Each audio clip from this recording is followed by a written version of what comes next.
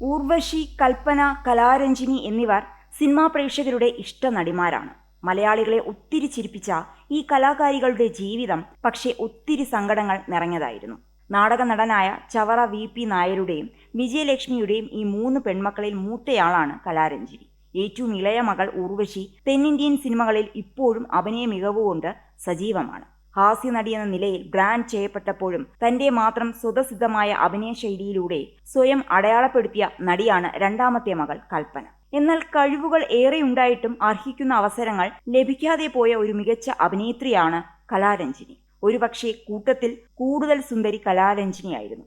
അങ്ങനെയുള്ള കലയ്ക്ക് നായികയായി നല്ല തുടക്കം ലഭിച്ചുവെങ്കിലും എന്തുകൊണ്ടോ സിനിമയിലധികം ശോഭിക്കാൻ കഴിഞ്ഞില്ല. ഇതിനിടയിൽ വിവാഹിതയായെങ്കിലും അവിടെയും വിപരീതാനുഭവങ്ങളെ നേരിടാനായിരുന്നു നടിയുടെ നിയോഗം.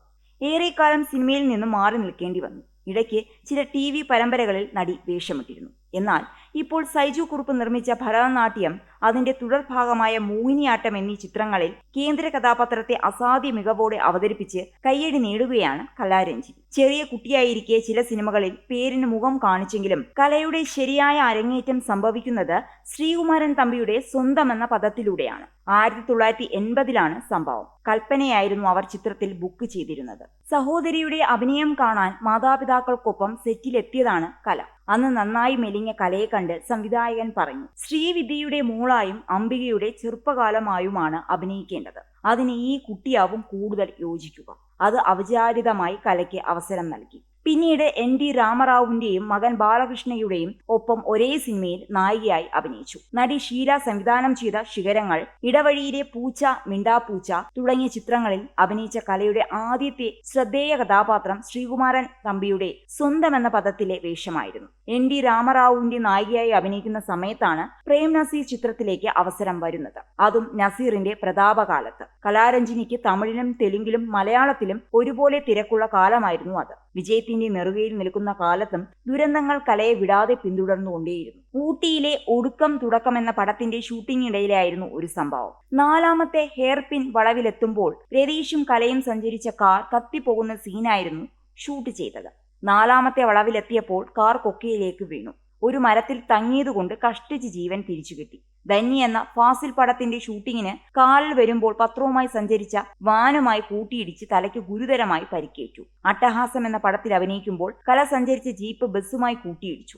6 പേർ മരിച്ച അപകടത്തിൽ കലയുടെ കൈക്ക് ഗുരുതരമായി പരിക്കേറ്റു. തെലുങ്ക് സിനിമയുടെ ഷൂട്ടിങ്ങിൽ ബുള്ളറ്റ് ഓടിച്ചു പോകുമ്പോൾ കലയെ ഒരു വാഹന വ്യൂഹം പിന്തുടരുന്നതാണ് സീനിൽ. ബുള്ളറ്റ് ഓടിക്കുന്നതിനിടയിൽ നിയന്ത്രണം തെറ്റി വാഹനങ്ങൾക്കിടയിലേക്ക് മറിഞ്ഞു വീണ കല 2 ദിവസം ബോധമില്ലാതെ ആശുപത്രിയിൽ കിടന്നു. ജീവൻ തന്നെ തിരിച്ചു കിട്ടുമോ എന്ന് ഭയന്ന സമയം. എന്തുകൊണ്ട് തുടർച്ചയായി ഇത്തരം പ്രശ്നങ്ങൾ നേരിടുന്നു എന്ന ചോദ്യത്തിന് ഉത്തരമില്ല.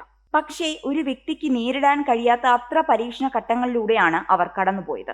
ഒരിക്കൽ പ്രേം നസീറിന്റെ നായികയായി വന്ന സിനിമയിൽ കല രക്തം ഛർദ്ദിച്ചു മരിക്കുന്ന സീനുണ്ട്. അക്കാലത്ത് ചുവന്ന കളറിൽ വെളിച്ചെണ്ണ ചേർത്താണ് രക്തമുണ്ടാക്കിയിരുന്നത്. വെള്ള സാരിയാണ് കല ധരിച്ചിരുന്നത്. ചുവന്ന വെള്ളം ദേഹത്ത് തെറിച്ചാൽ സാരിയിൽ പറ്റും. അതുകൊണ്ട് പ്രേം നസീർ പറഞ്ഞു, ഷോട്ട് റെഡിയാകുമ്പോൾ ഞാൻ ഒഴിച്ചു തരാം. കല സമ്മതിച്ചു. അദ്ദേഹം ചുവന്ന വെള്ളം വായിലേക്ക് ഒഴിച്ചതും വായയും തൊണ്ടയും പുകഞ്ഞ് വീർത്തു വരും പോലെ കലയ്ക്ക് തോന്നി. ഒന്നും ചെയ്യാൻ പറ്റുന്നില്ല.